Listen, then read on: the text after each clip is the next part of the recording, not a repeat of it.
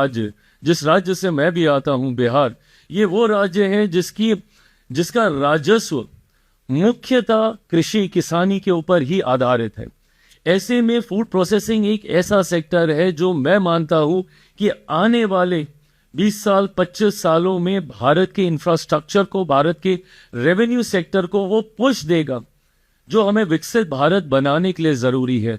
सबसे ज्यादा महत्वपूर्ण योगदान अगर किसी सेक्टर का होगा तो वो प्रोसेसिंग के सेक्टर का होगा। कैसे, मैं बताता हूं। हम लोगों ने एक लंबा समय बिताया देश में प्रोडक्शन को लेकर चिंता करने में, और ये जरूरी भी था क्योंकि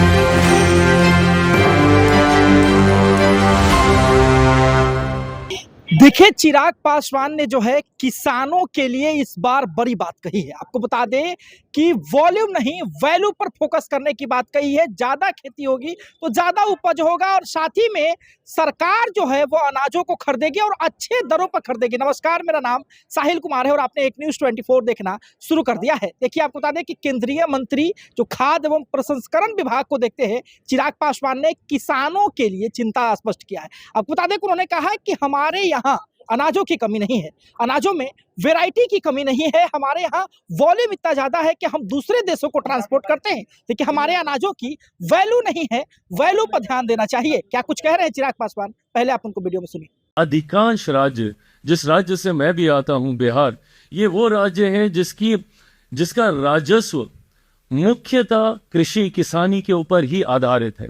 ऐसे में फूड प्रोसेसिंग एक ऐसा सेक्टर है जो मैं मानता हूं कि आने वाले 20 साल 25 सालों में भारत के इंफ्रास्ट्रक्चर को, भारत के रेवेन्यू सेक्टर को वो पुश देगा जो हमें विकसित भारत बनाने के लिए जरूरी है।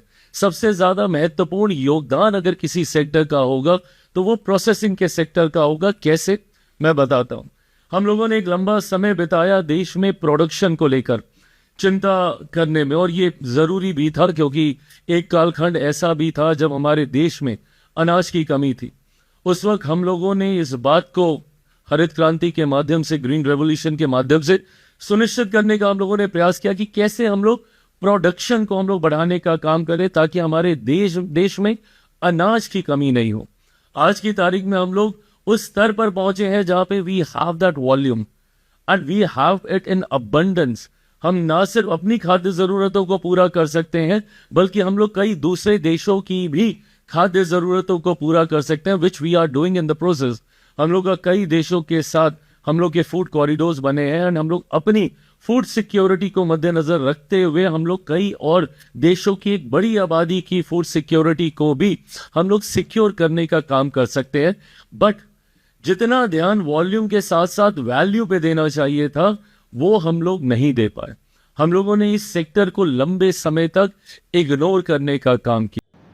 अभी आपने स्पष्ट तरीके से सुना कि कैसे चिराग पासवान ने इन सब बातों को स्पष्ट किया। देखिए, उन्होंने स्पष्ट तरीके से कहा कि हमारे यहाँ के किसान मेहनती है, हर प्रकार के अनाज को उपजाते हैं, हमारे यहाँ वॉल्यूम है, यानी कि क्वांटिटी है, क्वालिटी भी है, लेकिन वैल्यू नहीं है। हमें ध्यान रखना होगा कि जो अनाज को हम बाहर में एक्सपोर्ट करते हैं उसका पर्याप्त मात्रा में वैल्यू हो, यानी कि कोई भी चीज हम जब विदेशों को बेचें तो उसकी रकम हो जिसके हिसाब से किसानों की आय दुगनी हो जाए, उनको बचत हो। बचत होगी तो किसान ज्यादा खेती करेंगे, ज्यादा खेती होगी तो उत्पादन ज्यादा होगा, सरकार को टैक्सेस ज्यादा मिलेंगे, इंफ्रास्ट्रक्चर डेवलप होगा, और लोग जो है, जो किसानी का जो क्षेत्र है, यानी कि एग्रीकल्चर जो फील्ड है जिसको लोग छोड़ना चाह रहे हैं, और उसमें लोग जो है इंगेज होंगे। हालांकि देखना दिलचस्प होगा कि चिराग पासवान ने चिंतन तो किया है कि इसको जमीनी स्तर पर कैसे उतारा जाए। देखना दिलचस्प होगा। देखते रहे सब न्यूज़ के लिए 24। धन्यवाद।